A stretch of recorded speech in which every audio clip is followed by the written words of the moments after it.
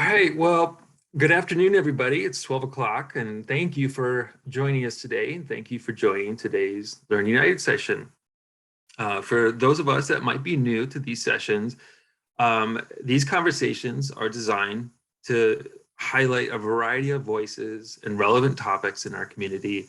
I'm David Ryerson from United Way, Central Ohio, and I will be your facilitator today. So please feel free to submit any questions or comments on what we're about to discuss in the chat, and we'll be glad to address them and respond to them as we go. Thank you in advance. Now, without further ado, we'll get on to today's discussion. Many of us have a favorite brand or a company that also markets and appeals to the more socially conscious consumer. You may have heard of, for example, Tom's Shoes, where by purchasing a pair of their shoes, they donate a pair of shoes to communities in need. There's other examples like Tom's, like with eyeglasses, socks, other consumables, and even services and goods and financial services as well. We see variations of this social enterprise more and more in both the for-profit space as well as nonprofit sectors. Just different ways to appeal to the socially conscious consumers. And for some, maybe giving back to the community in this way is a more effective and more direct approach than it is maybe giving more traditional philanthropic ways. So either way, we're glad that they exist, and we're glad that the panelists are here today. We've invited three of these very talented, dedicated leaders in this space here in Columbus to help us talk about what the social enterprise means to them and their organizations. For example, did you know we have the opportunity to buy food, services, experiences that directly support youth and family education, workforce development programs, and culturally appropriate supportive services, and furniture for families in need, all by purchasing things that we may otherwise be purchasing on the open market as socially conscious consumers. So I'm going to go ahead and introduce our guests today, and we'll get right to it. First is Ellen Moss, President and CEO of Godman Guild; Phil Washburn, President and CEO of the Furniture Bank of Central Ohio; and Ty Smith, Program Director for Native American Indian Center of Central Ohio. So I'm going to go right in, start with Ellen.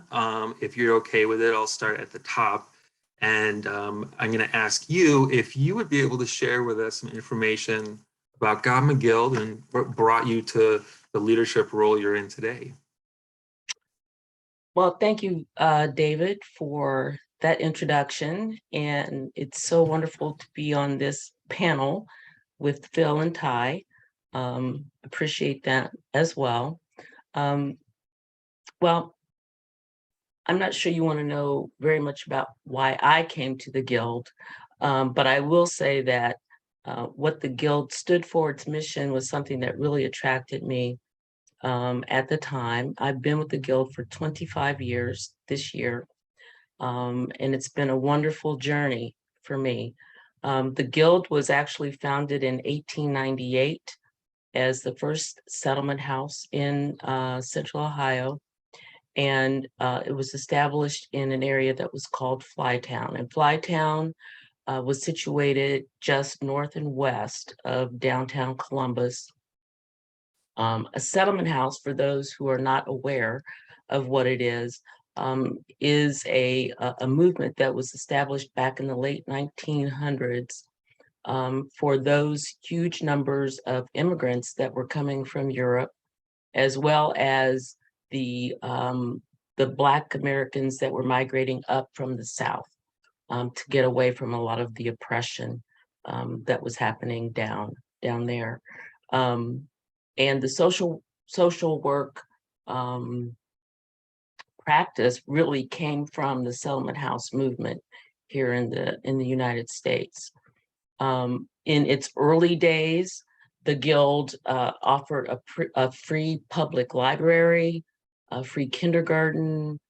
We had the first public baths, which is very interesting.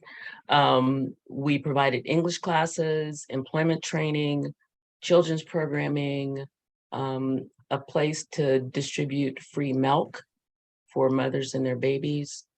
The Guild pioneered the recreation movement here in Columbus, Ohio. We had the very first supervised playground, and the Ohio State University provided free dental services to youth and adults. And that's just a little bit of what we did in our early years. And in 1910, the Guild was gifted Camp Mary Orton.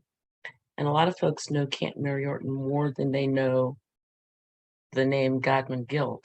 And we can talk about that a little bit later, but we were gifted those 167 acres, and it was named Camp Mary Orton after Mary Orton, who is the wife of Ed Orton Jr., who was secretary of our board almost 125 years ago.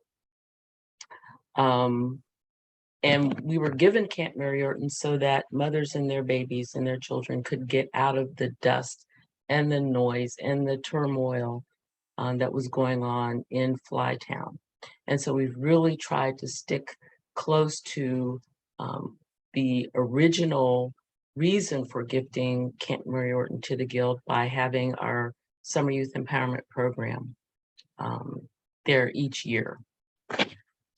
And then in the mid-90s, when President Clinton was reforming welfare, we took a slight deviation from our settlement house roots and decided that we wanted to really help folks get off of and stay off of welfare.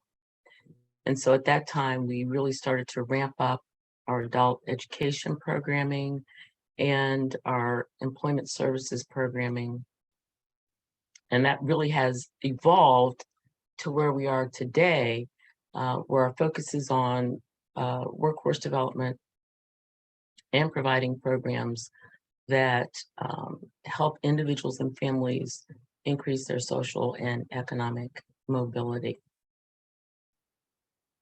Great. Can you tell us, I know that you hinted at Camp Mary Orton, but I'm wondering if you can tell us a little bit about why the Godman Guild decided to pursue social enterprise.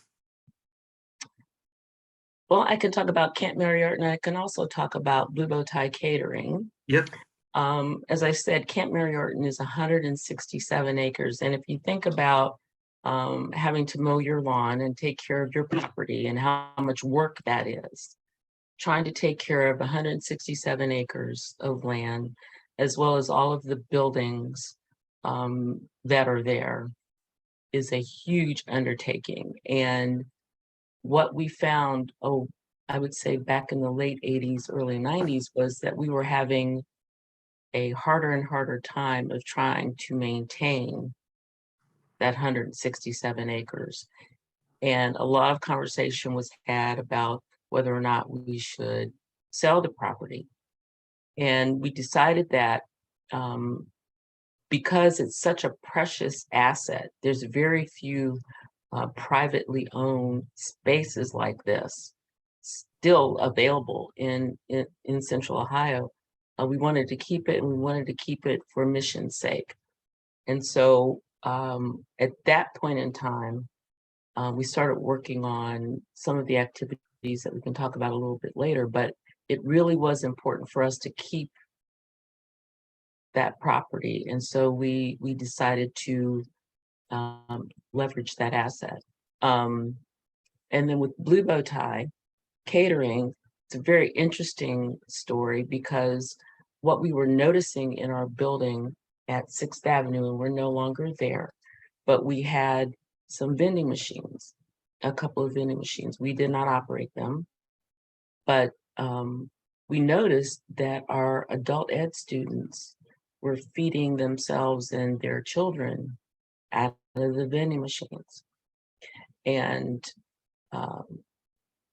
eating Cheetos and drinking Coke really is not advantageous when we're trying to learn for adults or for children. And so we thought, well, maybe we should replace those vending machines with vending machines that offered healthier options. And so with a $40,000 investment from the Columbus Foundation, actually, we were able to purchase new vending machines and hire a chef, Chef Wes. And we started with the vending machines, but then we thought, well, if we can do the vending machines and we have this kitchen, maybe serving lunch from that kitchen would also be a fairly good idea. And we started working with business plans, and we had someone who was already on staff who had had experience in operating a restaurant. And so we started serving lunch out of the kitchen. And that ended up being just a break even proposition. And that's when we started really experimenting with catering services. This was back in 2015. And so it's been 7 years now. And both Camp Mary Orton and Blue Bow Tie have grown. And it's very exciting to see for us that we've been able to initiate these ventures, these enterprises, as well as maintain them. That's great. Can you tell us a little bit more about Camp Mary Orton and Blue Bow Tie and what exactly is available and um, how they work? Sure. Camp Mary Orton has grown since, I would say, 2014. And there are several kinds of ways that we provide programs and services that also generate revenue. We provide fee-based camps. We have 2 camps, Adventure Academy and Discovery Day Camp. And these camps are for families that can afford to send their children to camp for a week-long experience. And we operate those camps for 8 to 10 weeks a year. And we serve around 1,000 kids per summer.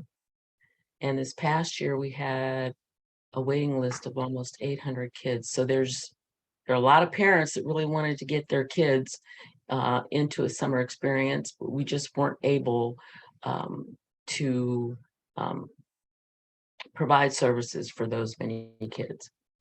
That being said, a lot of what we use during our summer camp programming, we also use during programming for adults. We have corporate team building programming. We have high ropes courses. I have never been on any of the high ropes courses. Don't need to understand that it's a wonderful thing. But a lot of companies have used that, our high ropes courses, as well as our ground initiatives for team building exercise. We have conference center where there's an indoor ropes course as well as conference rooms. We have a lodge that's used. We rent that out for all kinds of activities. A swimming pool, we just started offering pool parties. It's not too late to schedule your pool party. We lease land to Zip Zone. Zip Zone was the first zipline canopy tour in Central Ohio. And they also have a self-paced ropes course that folks can participate in. Weddings are probably the biggest thing that goes on out at camp. And I think we're booked up probably through next year for weddings, which is a good thing. Over the past 7 years, we've generated about $5 million in revenue through operations at Camp Mary Orton. And then with Blue Bow Tie Catering, we are essentially a business-to-business catering venture.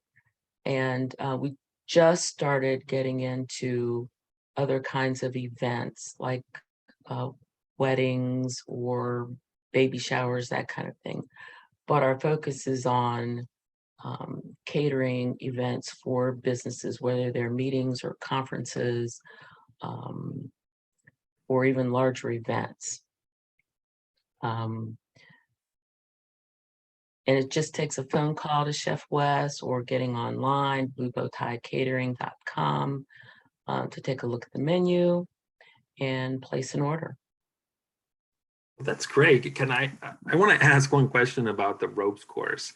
I'm trying to visualize um, you know, are you shimmying across the ropes like elevated off the ground, or is it something where you're climbing through like a net of ropes? And I'm also trying to imagine me and my um, colleagues doing this together and what that would reveal about me. Well, it's not anything negative if you decide, because it's what they say out at camp is challenge by choice. Challenge So by if you want to choice. be challenged, you can choose to be challenged or not. But I forget how high off the ground. I think it's like 20 or 30 feet off the ground. You're strapped in. Good. And you're kind of loose, so the reason why you're strapped in is because if you fall, you're caught. And it does require, in some cases, some upper body strength. But it's a course that, for a lot of folks, really showed themselves that they could do something they thought they could never do. That's They great. also have learned to depend on others to help them, because every now and then people need help getting through the course. I just don't need any of that. Don't need it. I like that. I think that's probably when it came down to it, I would probably come up with um, some reason why I would not want to get 30 feet up in the high with a loose harness. It's not loose. You're in there pretty good. But Okay. yes. Well, I'm glad to hear more about it. I'm also glad to learn that the as a wedding venue that it's booked up through next summer. That must mean that it's doing very well. It's too bad for the families on the wait list for this summer camp, but I think it's on the flip side a testament to the high quality program that's offered at the camp. Um, and then I think that you covered this pretty well, but how can we help spread the word of Camp Mary Orton and Blue Bow Tie? It sounds like Blue Bow Tie is more business to business, but if there's any way that we can get the words out in the community about the experiences at Camp Mary Orton and the catering, how should we do it? Well, word of mouth is really key for us. And I would say, in order to provide a really good word of mouth marketing support for us, you'd have to experience it Ah, okay. yourself. So that means either um, giving us a call and catering an event, which has happened. We get a lot of word of mouth marketing for Blue Bow Tie, but experiencing the quality, the service that you get from Chef Wes is something that I think would be very helpful. I know it'd be very helpful. With Camp Mary Orton, if you have kids that are in elementary, middle school, and you're looking for a camping experience for them next year, beginning in January, get signed up really quickly. Again, having that experience is a way to be able to share with others that we have this service to offer.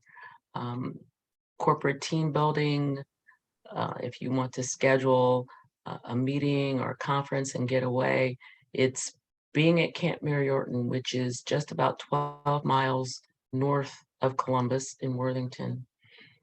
It's hard to tell that you're that close to an urban area. You're really out there in the woods, and it's a very um, peaceful and engaging place to be, especially in this day and age. Um, so I would say that by experiencing what we have to offer is the best way to get the word out there for us. Well, that's great. Ellen, thank you so much for your leadership and your service to the community through God McGill. We really appreciate this so much and just excited to learn about those two enterprises. Absolutely.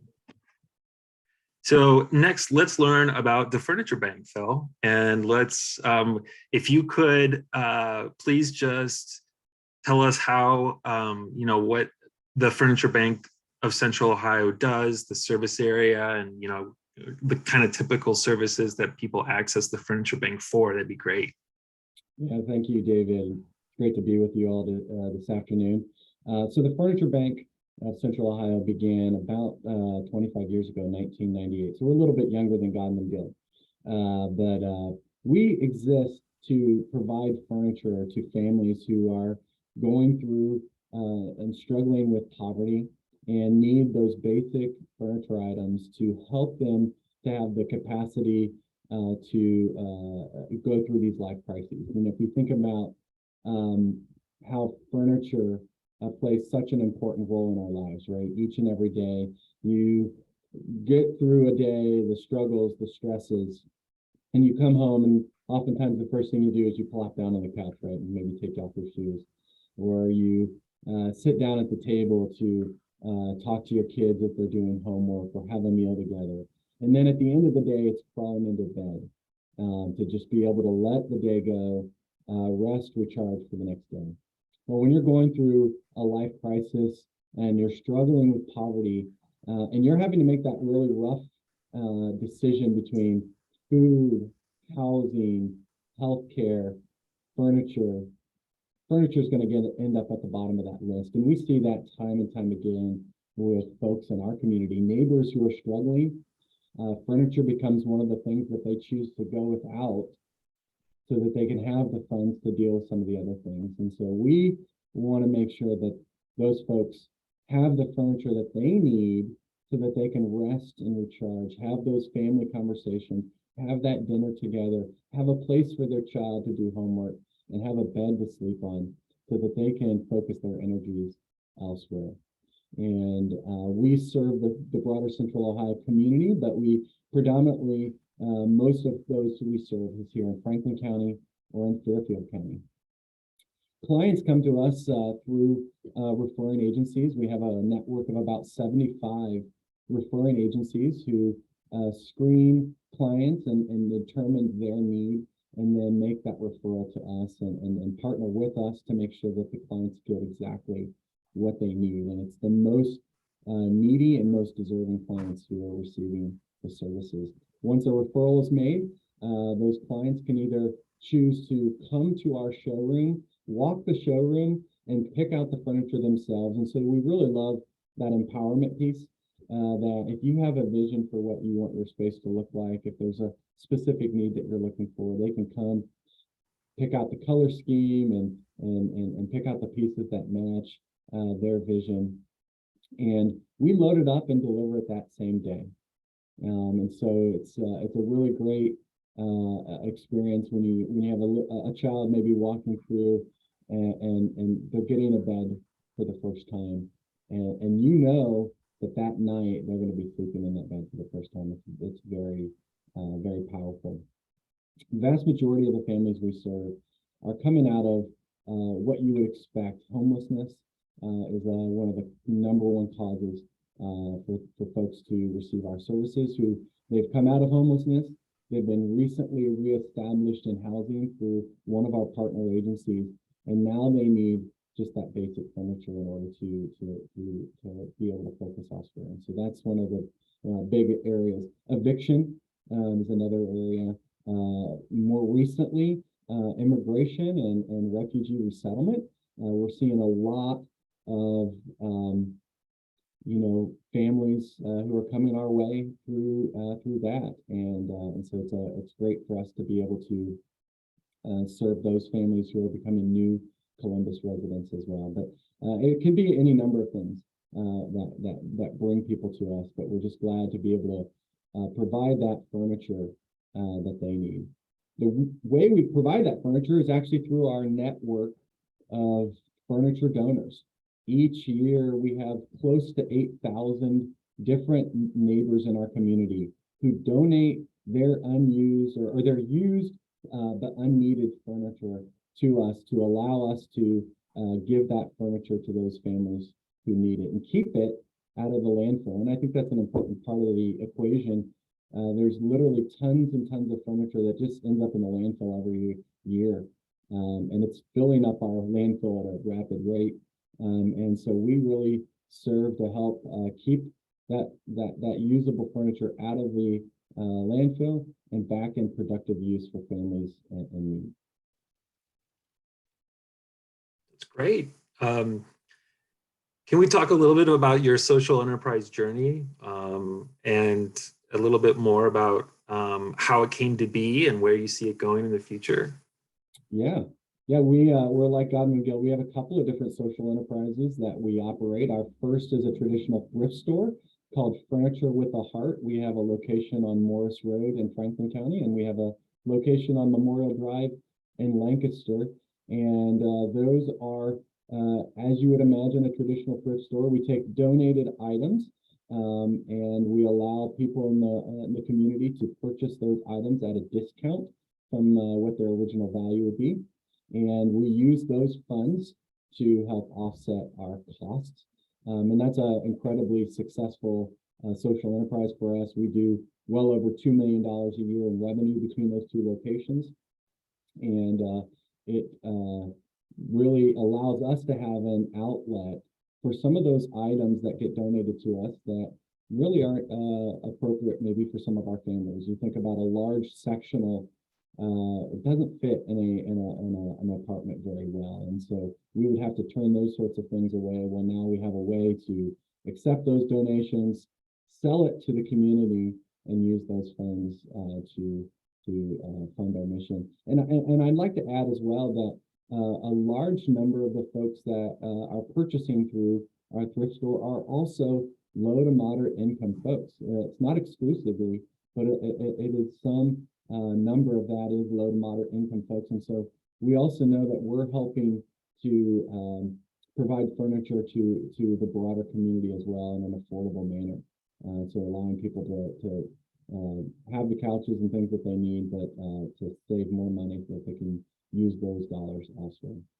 Our second social enterprise is our Downsize with a Heart. And that social enterprise has gone through a couple of iterations. Like many businesses, we learn what the market needs, and we make decisions to meet what the market needs at that moment. And originally, Downsize with a Heart started as a formal moving company.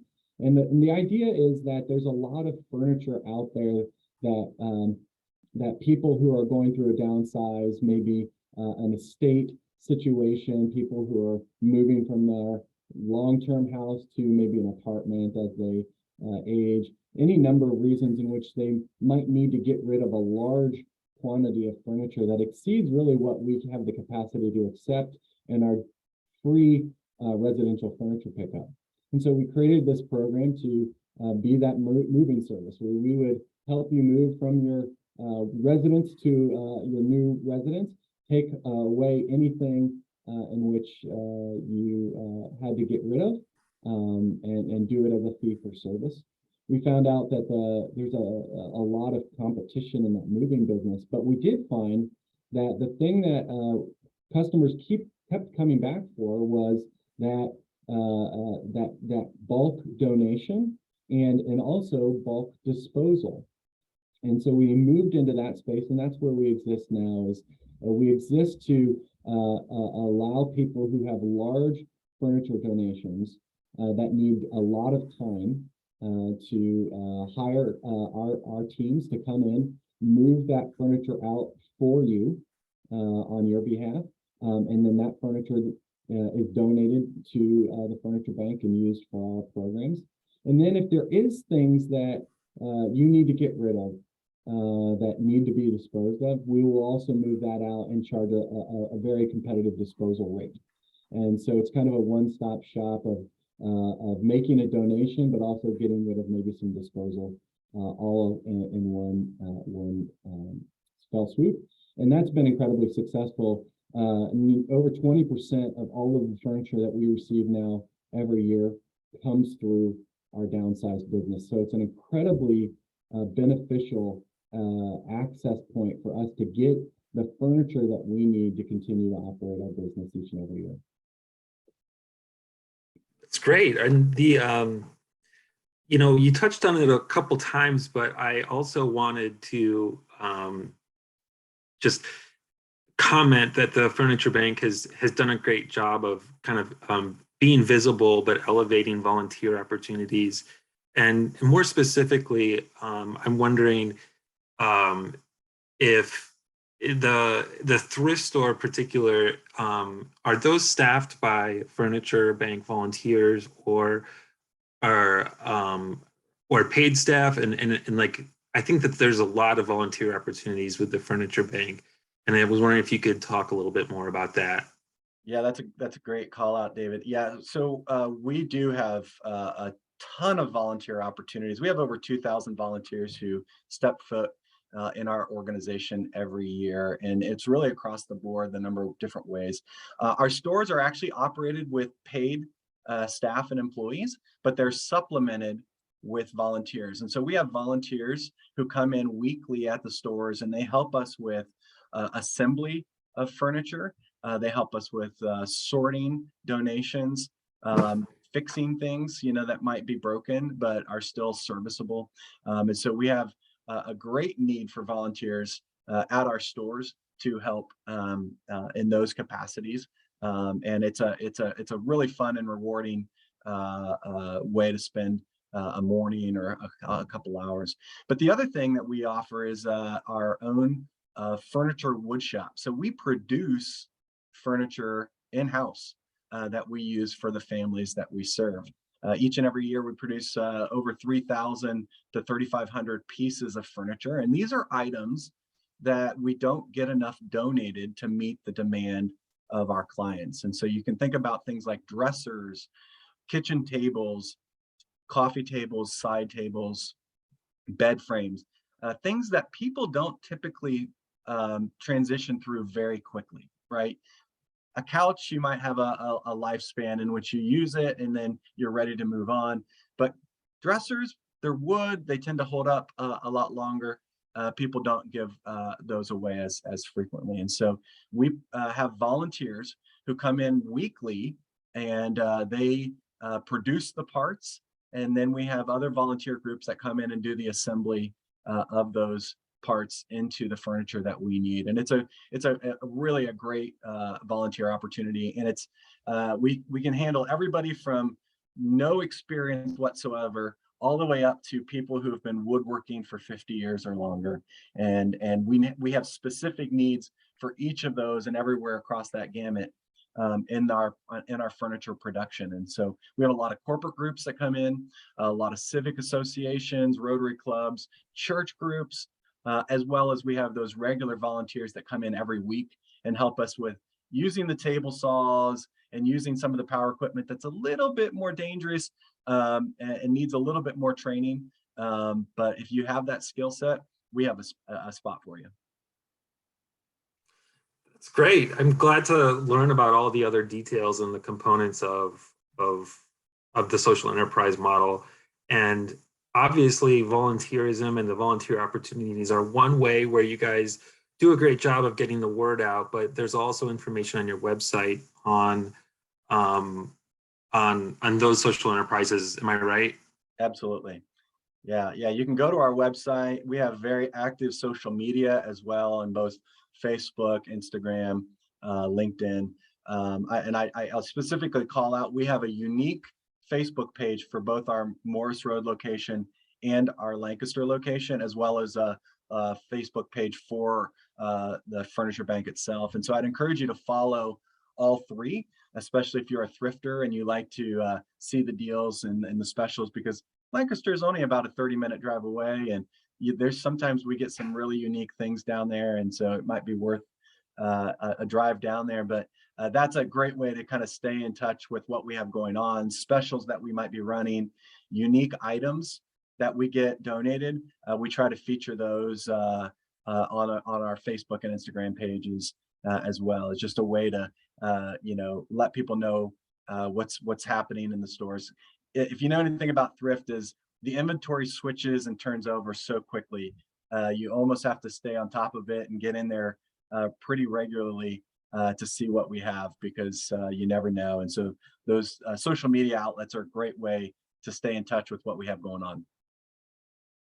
Well, that's part of the whole fun of it, is how it changes all the time. So I hope we can send some more traffic down, especially it's intriguing in Lancaster, because I'm sure it's new inventory all the time. So thanks, Phil, very much. I really appreciate that. And I want to move on to Ty and the Native American Indian Center of Central Ohio. Ty, I'm hoping that you can give us a little bit of background around NACO, and then we can have a little deeper dive into the social enterprise component of it. Oh, we gotta unmute you. There we go.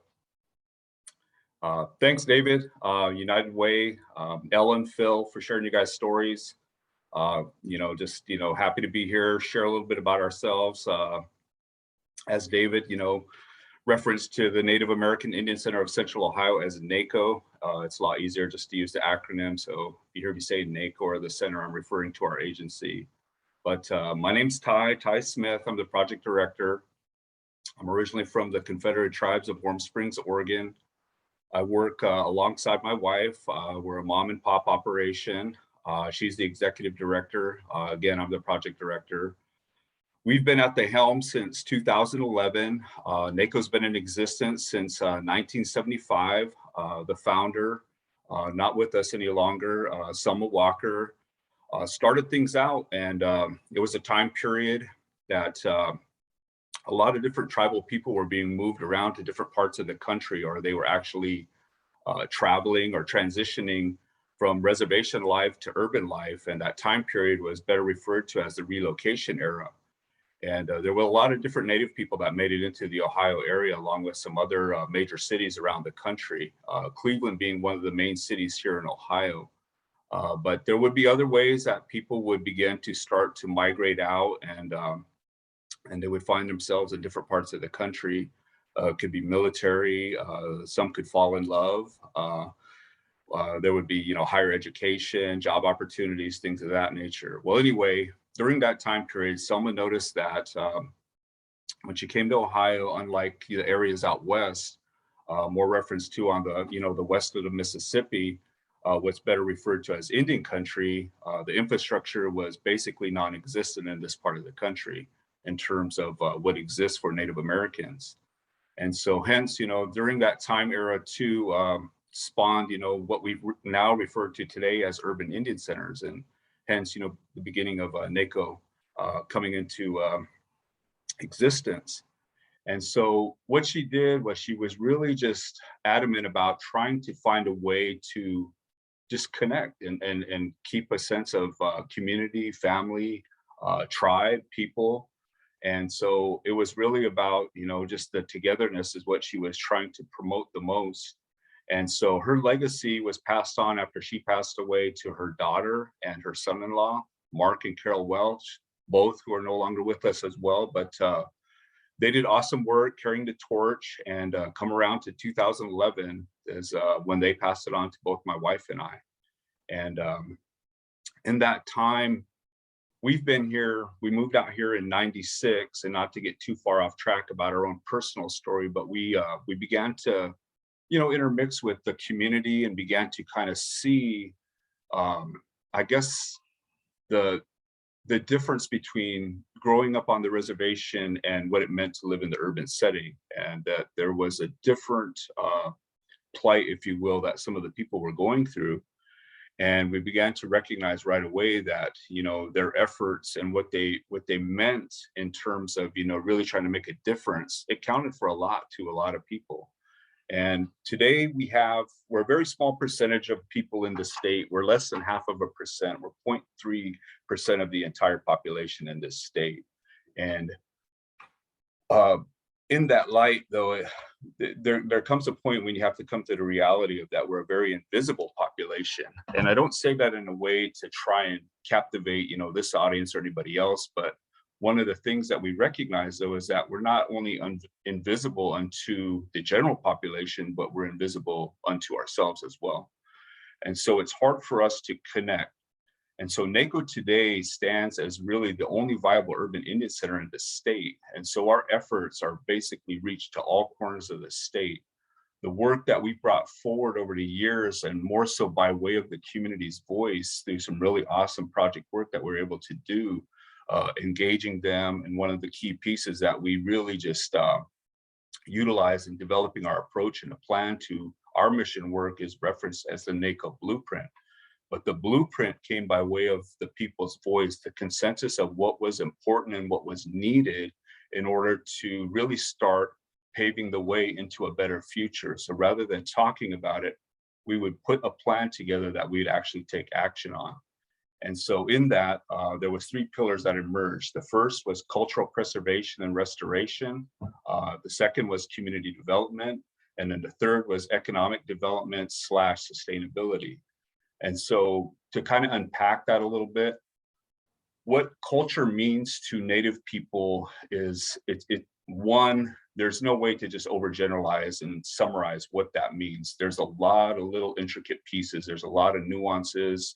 And just to kind of put it into perspective, what you have to take into account, especially when you're sitting in positions like my wife and I, is that there's 574 different federally recognized tribes in this country, and each one has their own unique culture, traditions, way of life, worldviews, origin stories. And so you have to find a way to look at all of that and try to find where are the common themes, what are the threads that we can all agree upon, and try to weave that together and to make that really the essence of your mission, your vision, and what we do. And so our community, as an intertribal community with with representation over 100 different tribes, helped us formulate this blueprint. And one of the key things was culture, though. And in that, we felt that culture was deemed to be our sense of a foundation. It was what was going to define our community in terms of how we were going to begin to write a new chapter in our own history, and use this as the main component for really kind of keeping us together and just really kind of helping insert the values. And so in a lot of that, there was a lot of pieces spoken to that really were specific to the children, and investing in the youth and tomorrow, and planting the seeds of today, so that the fruits that we're going to bear in the future are going to just, they're going to be of, value to our people, our community out here in Ohio. So we began to move in that direction, and we began to implement programming in that sense and in that fashion. And then along with that, and almost running hand in hand really with it, is community development. And what that means is that the people were feeling that there really wasn't a connection to feeling this sense of us, because everybody's dispersed, to all different parts of the states. And so, a very tall order at times, because like I said, we're in all the major cities, and there's a lot of people too that are out in the rural areas, the country setting. But what's very unique about NACO is that it's really deemed our home away from home here in Ohio. So a lot of our people, they do originate from their tribal peoples and their tribal lands out west primarily. And so we have a lot of people feeling, this disconnect. And so again, the programming that we're about right now is real specific to cultural preservation, restoration, and community development. And the third component, the third pillar, that's the economic development / sustainability. And that today is probably better recognized as naco cuisine for those that may have heard of us or have maybe seen us at an event or a fair or a show. And so we are now offering what we're referring to as Native American street food by way of naco cuisine. And this is a really unique project. We were very fortunate to write a grant and receive dollars to really just breathe life into this whole initiative. And very awesome opportunity. We missed out on our first year, not to get too far into that, but COVID, and we all know how that went. But this is our second year right now. Our grant's about ready to close out at the end of September. But we feel that we've had a very just wonderful start to something that we could have never even imagined. And hats off to Central Ohio. I mean, they've received us with open arms, and it's been just a great opportunity. It's very fun, exciting ride, a lot of work too. I'm not gonna act like it's all fun and games, but it's a great opportunity though, because it's allowed us to insert the cultural piece and also the community development piece. And so we've actually brought together members of our own community, and this is our team, this is our staff, these are the people that are, and it's about transferring knowledge, it's about that community development piece, an environment that's very unique that you wouldn't see anywhere else. It's all about natives. And so and at the end of the day too, what's important here is that not only are we creating buy-in amongst our own, but we're empowering ourselves, but we're also creating, in that journey, we're also creating ownership. And so everybody knows that whatever profits we make that are above and beyond are going back into kitty. And this is to support our programming, to sustain our agency, and as well to invest in what we're calling the Land Back NACO campaign. And something maybe even comparable to Camp Mary Orton, as he spoke to Ellen.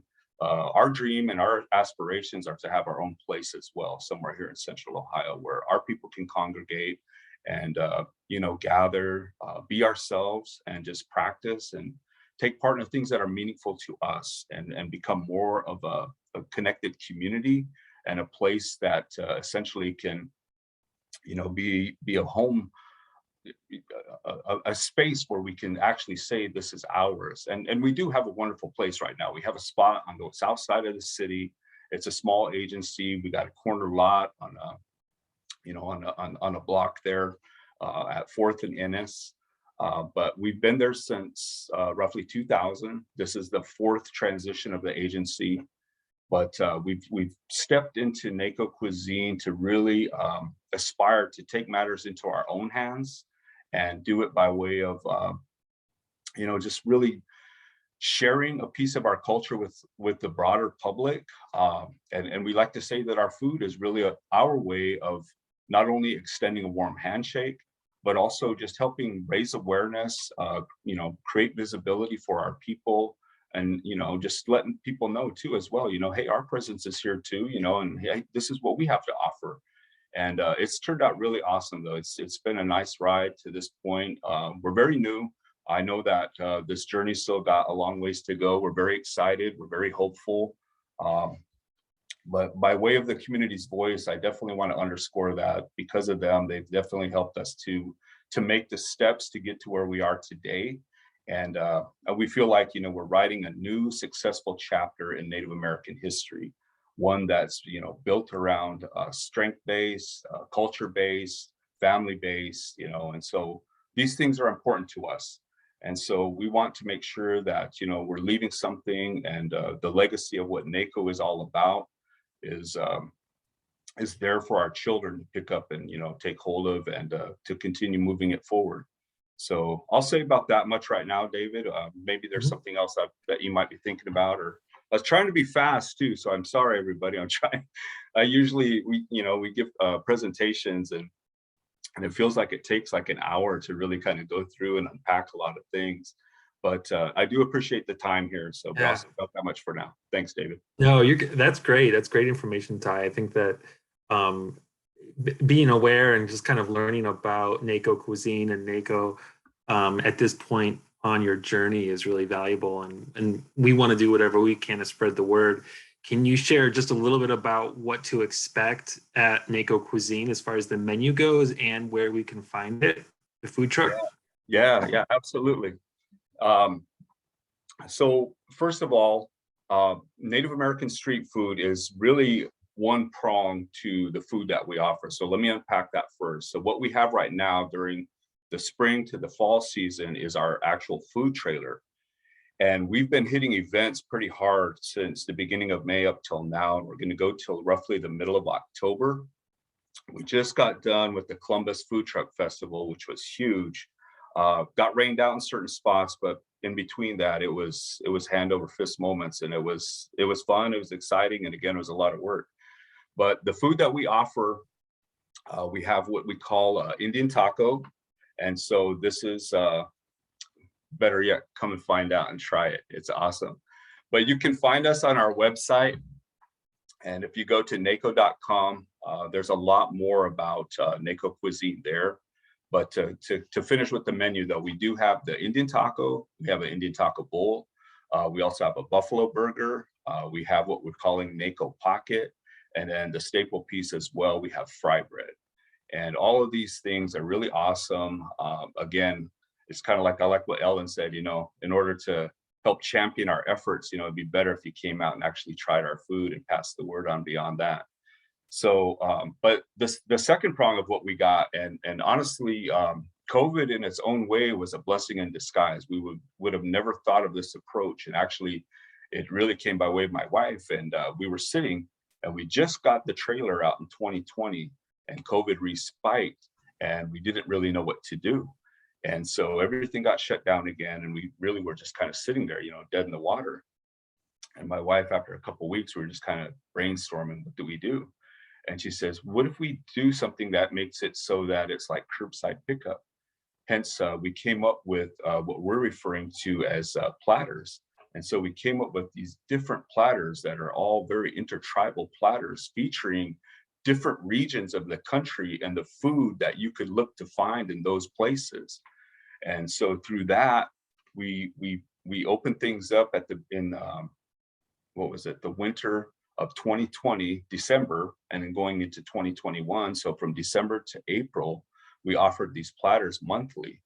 And at first, they took a minute to kind of get traction, but as word began to spread, we were selling out. And just some of the things that we offered, there was like the Southwest platter, stuff that you would find in the Southwest, and that would be like a Navajo taco. What was it?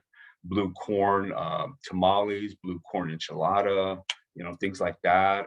We featured buffalo, smoke, different things from Oklahoma. We featured the Northeast, the Woodlands area, the Northwest. And so anyway, these were, we first just did it to kind of fill that void because we didn't know what we were doing. But then at this past winter, people were just, I don't know, they were like in high demand. So it turned out really awesome. So, and again, we'll be offering those this coming winter. So stay tuned. But to learn about us and to see where we're at, for the trailer itself, go to Street Food Finder and just type in NACO Cuisine, NAICCO Cuisine. And to see what we're going to be doing in terms of platters throughout the winter, we've got a really awesome online presence via our social media platforms. And you can stay in tune with what we're going to be doing. And we usually give announcements ahead of time, maybe 2 to 3 weeks or so. So stay tuned for that, though, like I said, coming into the winter for the actual platters that we'll be offering. Hi, that's great. It's my stomach is kind of growling now that we're having this conversation. It's very timely as far as the part of the day goes. One question in the chat I want to float to you before we move on to closing out is, does NACO Cuisine do catering? we just offered 2 different pieces that we did, and we didn't plan it that way. It fit really nice. But to be honest with you, let me say it in 2 parts. Yes, we are wanting to journey in that direction.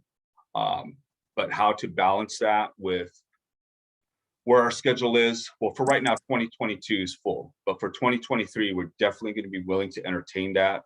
We haven't broke it down though per price, and then because of the menu being so wide ranging in terms of the different tribal groups that we represent and the foods that we offer, we still haven't figured out an actual price range for everything exactly. So I would say stay tuned. If interested, reach out to us by way of our email, naco 1975 @gmail.com. This is great. All this information has been wonderful, Ellen, Phil, and Ty. I really want to thank you all for this great discussion and for making the time around lunchtime to talk about lunch. Maybe in the future, we could plan a similar discussion in person with some of the food to sample and spread the word of mouth that way, because it all sounds very good, including the services from the Furniture Bank. I'm intrigued by the thrift store in Lancaster now, and summer camp, already planning for next summer at Camp Mary Orton, which is hard to imagine, but we are almost in September and the summer is away from us. So anyway, I just wanted to say thank you again. I also want to say for everybody that has tuned in, we hope that you will join us next time for our next Learn United session on Tuesday, September 27th. It'll be Strengthening Family Resources with Tax Time.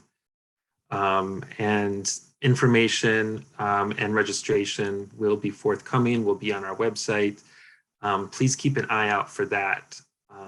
And just in closing, I'll say it's a trusted partner in Central Ohio for, as of next year, 100 years. United Way is committed to working side by side with our community and partners such as Ellen, Phil, and Ty toward a better tomorrow. So we're bringing together donors, volunteers, advocates, nonprofits, leaders, and more to take on Central Ohio's toughest challenges. Happy to learn about the social enterprise component, where it's been, where it's going, and I'm hoping that everybody will patronize as a socially conscious consumer some of the services and food that we learned about today. So with that, I will close this out. Thank you again, and everybody have a wonderful week.